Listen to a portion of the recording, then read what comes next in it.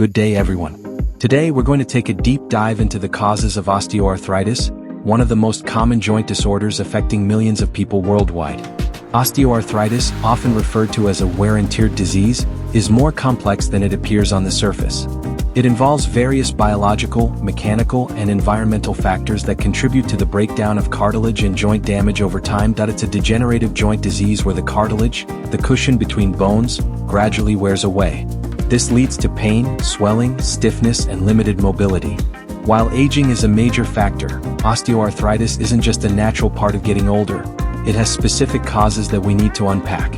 1. Age as a major risk factor. As we age, our bodies undergo natural changes, including the degeneration of cartilage. Over time, the cartilage becomes less elastic and more prone to wear. This doesn't mean everyone will develop osteoarthritis, but age does increase the likelihood. Let me share a story about an elderly man named Mr. Benson. He lived an active life, enjoying gardening and walking. In his late 60s, he began experiencing stiffness and pain in his knees. Over time, these symptoms worsened and he was diagnosed with osteoarthritis. His doctor explained that his age-related cartilage thinning contributed to the condition. While age is inevitable, it's important to remember that it's not the sole cause. It often works in conjunction with other factors. 2. Joint injuries. Injuries are another major cause of osteoarthritis.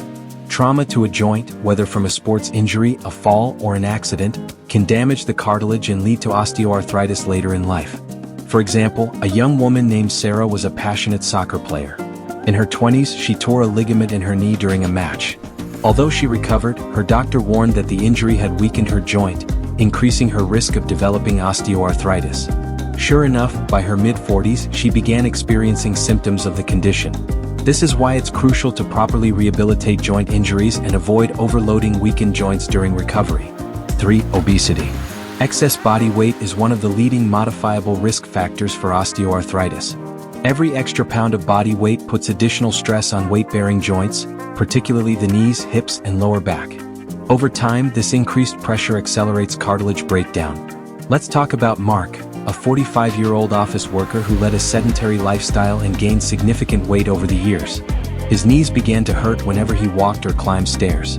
When he visited his doctor, he learned that his weight was contributing to the early onset of osteoarthritis. This example highlights how maintaining a healthy weight is essential not just for overall health but also for joint health. 4. Genetics. Did you know that osteoarthritis can run in families?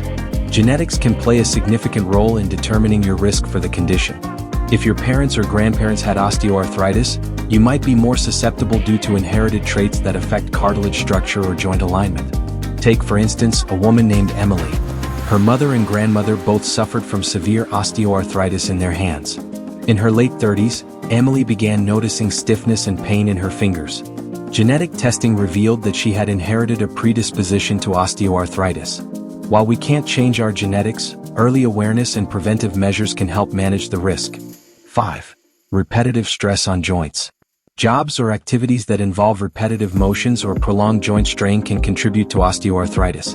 For example, typists or pianists may develop osteoarthritis in their hands and fingers. Construction workers or laborers may experience it in their knees, hips, or shoulders. I recall meeting a factory worker named John, whose job required repetitive squatting and lifting. Over 2 decades, his knees endured excessive wear and tear. By his early 50s, John was diagnosed with osteoarthritis. This example illustrates how occupational hazards can contribute to joint damage over time. 6. Joint alignment issues. Structural problems such as misaligned joints or differences in leg length can put uneven pressure on cartilage. This uneven load leads to faster wear in certain areas of the joint, increasing the risk of osteoarthritis. A young athlete named Leo had bow legs, which caused an uneven gait. As a result, his knees experienced abnormal stress. By his mid-30s, he began feeling pain and stiffness, which was later diagnosed as early-onset osteoarthritis. Correcting alignment issues early through physical therapy or orthopedic devices can help distribute joint pressure more evenly and reduce this risk. 7. Inflammation and joint disorders. Certain inflammatory conditions like rheumatoid arthritis can also lead to secondary osteoarthritis. Chronic inflammation damages cartilage, and over time, this can result in joint degeneration. For example, a woman named Clara lived with rheumatoid arthritis for several years. The constant inflammation in her knees eventually wore down the cartilage, leading to osteoarthritis as a secondary condition. This underscores the importance of managing inflammatory conditions effectively to prevent long-term joint damage. 8. Weak muscles. Strong muscles, particularly around weight-bearing joints like the knees, provide support and stability. Weak muscles can lead to joint instability, increasing wear and tear on cartilage. Let's revisit Sarah, the soccer player. After her injury, she neglected to strengthen her leg muscles during recovery. The weakness around her knee contributed to instability, which accelerated cartilage degeneration and led to osteoarthritis. This example highlights the role of muscle health in preventing joint damage. 9. Previous joint surgeries. Joint surgeries, particularly those involving cartilage removal or repair, can increase the risk of osteoarthritis.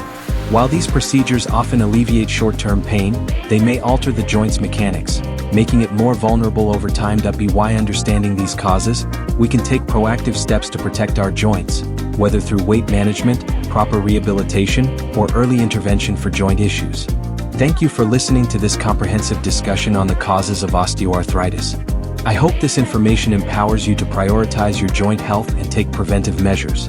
Hope the information was educative. Remember to subscribe, comment, and share.